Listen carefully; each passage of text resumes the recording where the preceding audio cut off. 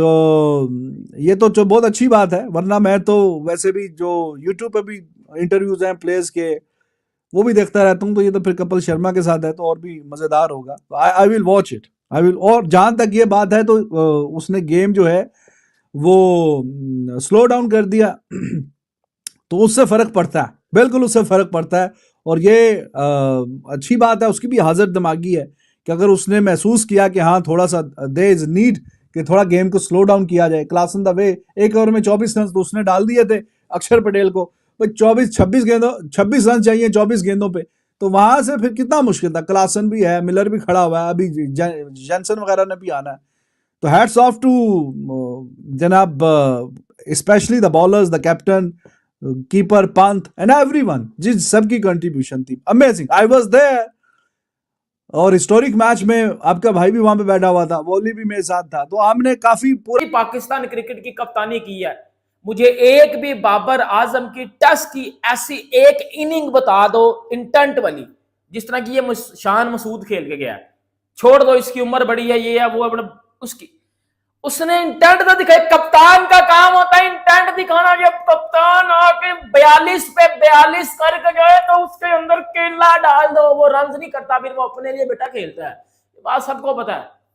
वो आज शान मसूद अपने लिए नहीं, वो इंटेंट दिखा के गया। उस इंटेंट को फिर वाड़ा किसने आगे?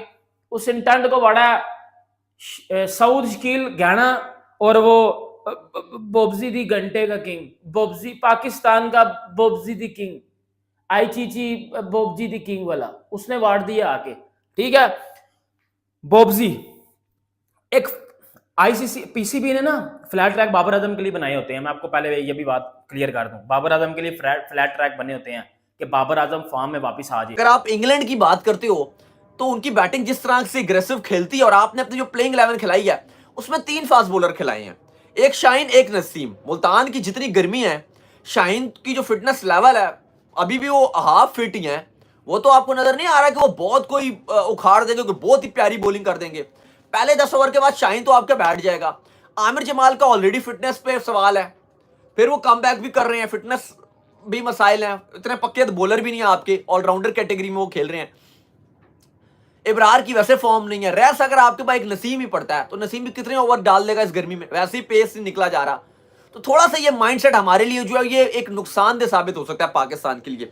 बहरहाल 328 रन पाकिस्तान ने बनाया है, पाकिस्तान टॉप पे जा रहा है। उस हाल में अगर आप देखो कंपैरिजन करो बांग्लादेश से, हम 2-0 से हारे थे, उस लिहाज से अगर आप कंपैरिजन करते हो तो अच्छा पाकिस्तान आज खेला है। लेकिन फिर एक और चीज आती है, इसका काउंटर पॉइंट ये भी है कि भाई पाकिस्तान जो बांग्लादेश के अगेंस्ट में पहला टेस्ट में पहली इनिंग में तो बहुत कमाल खेला था। शकील ये दोबारा से वही जो है वो ठुक ठुक ठुक शुरू हो गई है। बाबर आजम साहब जो है वो 71 बॉलें खेल ली और जनाब ने टोटल 30 रन बनाए। अब मुझे बता दो मेरे भाई बाबर आजम के, तुमने ये 30 रन ही बनाने थे अगर, तो फिर ये 71 बॉलें किस लिए तुमने वेस्ट की हैं भाई? पहले ही आउट हो जाते। यही 30 रन तुम जो 15-20 बॉलों पे बना के आउट हो जाते। इतनी बॉलें वेस्ट करने का क्या मकसद था? अच्छा भला शान मसूद तेज खेल के आया हुआ था और आपने आके जो ठुक ठुक ठुक करके वही, और आउट जिस बॉल पे हुए हैं जनाब, आउट जिस बॉल पे हुए हैं वोक्स की सीधी सीधी बॉल, और जो है 129 की स्पीड का बॉल, उस पे जनाब सीधे बॉल पे आउट हो गए।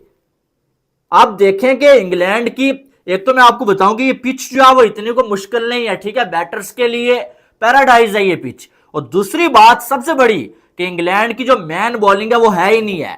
आप देखें पाकिस्तान और इंग्लैंड के बीच चल रहे मुकाबले में पाकिस्तान की जब बैटिंग आई तो पाकिस्तान ने शुरुआत एक शानदार की थी।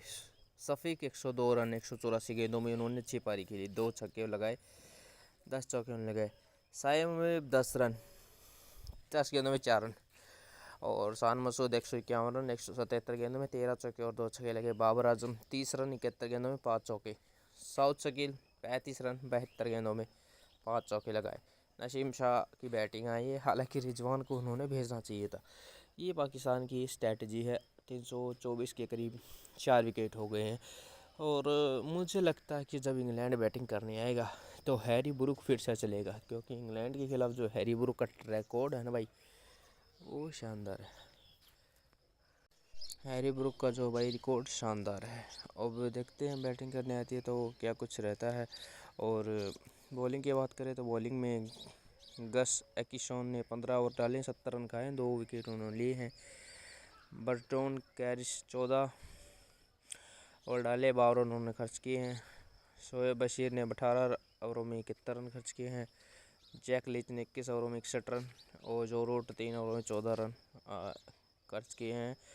तो ये पिच है, फ्लैट दिख रही है दोस्तों, और तभी पाकिस्तान इतने रन बना सकता है।